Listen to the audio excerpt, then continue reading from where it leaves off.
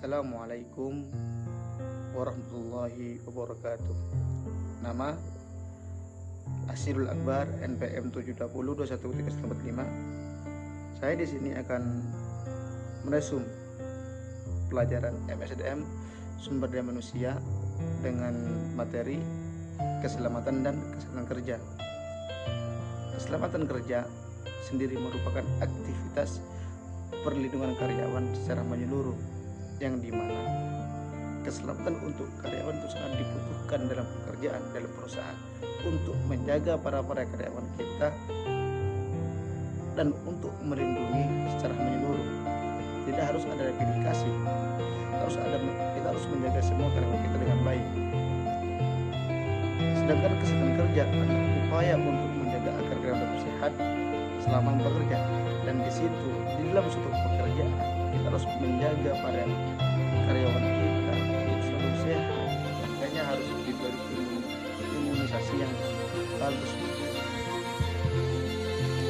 Tujuan keselamatan dan kesehatan kerja: 1. Membuat karyawan merasa nyaman dengan dimilikinya prosedur kerja, adanya peralatan kerja yang memadai.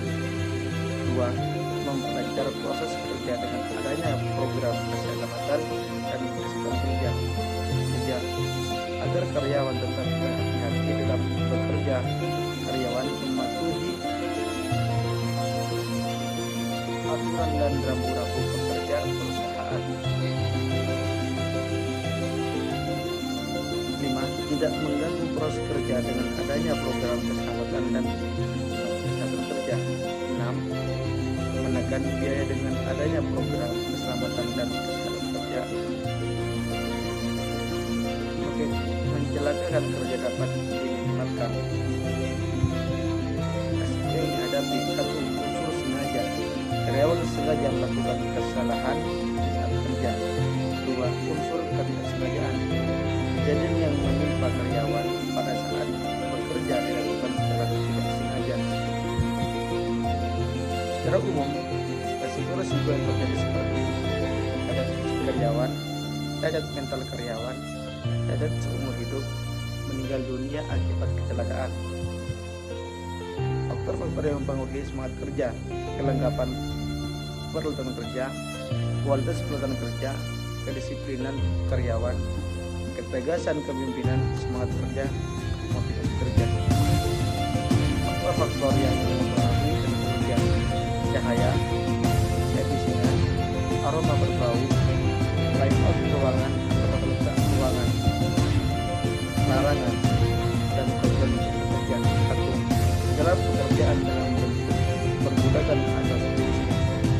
2. Segala pekerjaan yang melibatkan menyediakan dan menawarkan untuk pelacuran, produksi,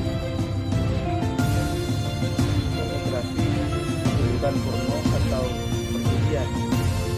Segala pekerjaan yang melibatkan penyediaan dan melibatkan untuk produksi dan perdagangan minuman keras, narkotika, psikotropika, dan zat adiktif lainnya dan adiktif lain.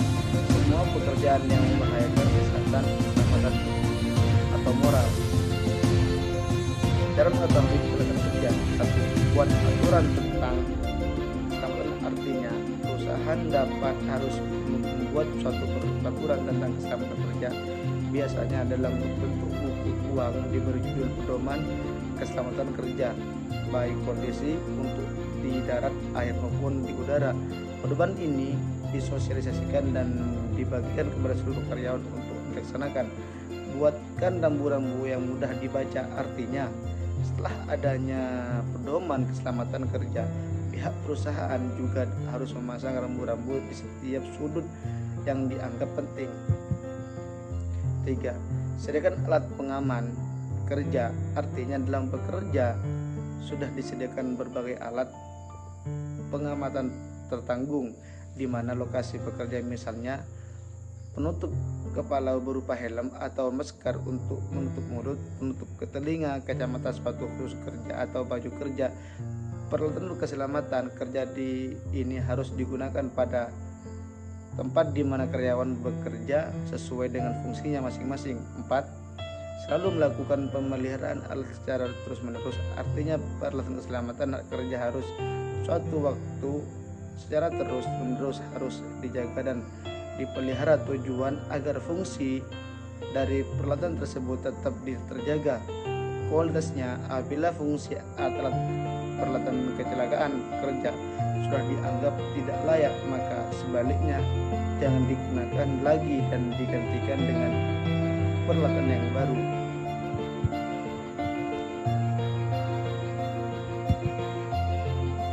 Keselamatan dan keselamatan kerja menurut WHO ialah sebuah upaya untuk memelihara dan juga meningkatkan kesehatan fisik tubuh kita, meningkatkan kesehatan mental pekerja, dan juga meningkatkan kesehatan sosial pada setiap para pekerja yang ada.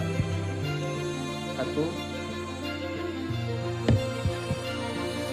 Keselamatan itu fokus terhadap bahaya dan risiko untuk menimbulkan kerugian yang bersifat akut, sedangkan keselamatan itu fokus terhadap bahaya dan risiko yang menimbulkan kerugian tetap bersifat kronis. Keselamatan itu berdampak yang langsung terlihat, sedangkan kerugian itu berdampak yang tidak langsung terlihat atau butuh waktu dan besaran bahaya yang terjadi. Keselamatan itu bisa kita hindari seperti dari suatu kebakaran, kecelakaan, cedera, sedangkan kesehatan itu bisa diantisipasi biar tidak terkena penyakit yang diakibatkan pada saat kerja.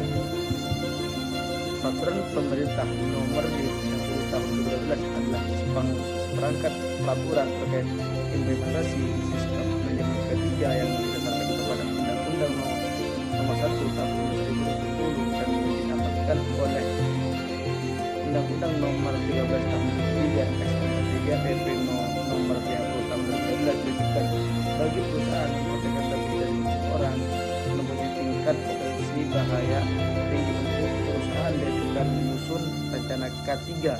Dalam menyusun rencana K3 tersebut, pengusaha melibatkan ahli K3 panitia membina keselamatan dan kesehatan kerja. P2 K3 wakil pekerja dan pihak yang terkait.